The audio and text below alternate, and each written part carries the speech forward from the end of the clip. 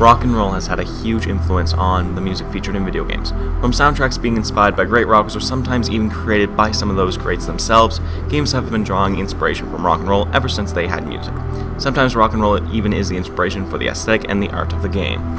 Michael Jackson composed many songs for Sonic the Hedgehog 3, but he was left uncredited and the music was altered due to controversy surrounding him and him disliking the way the music sounded off of the Sega Genesis' sound card. The original Spyro game soundtracks were largely composed by Stuart Copeland of The Police. Some of the songs he composed for Spyro even appeared on his anthology of what he considered his best work.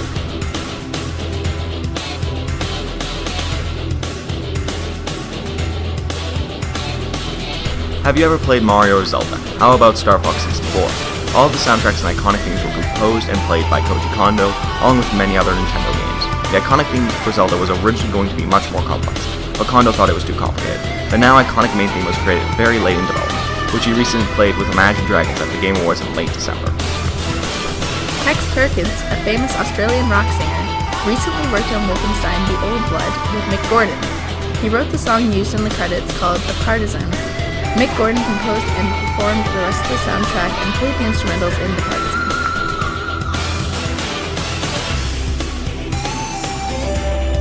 Mick Gordon is an Australian composer who, while he worked on Wolfenstein: The New Order and Wolfenstein: The Old Blood, is much better known for his work on the reboot of Killer Instinct.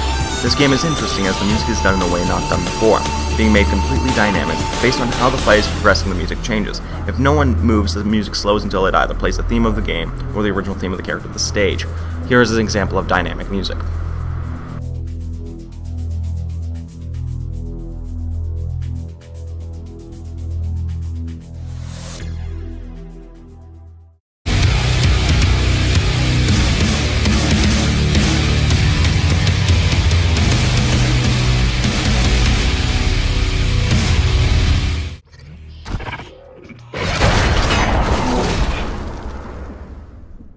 Brutal Legend is a game written by Tim Schafer and inspired by metal and rock album covers.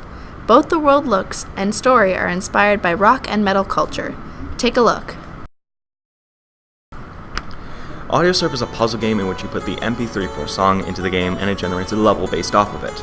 Based on the tempo and the rhythm of your song, the level changes. A fast tempo makes your vehicle move faster, while slower makes the level move slower.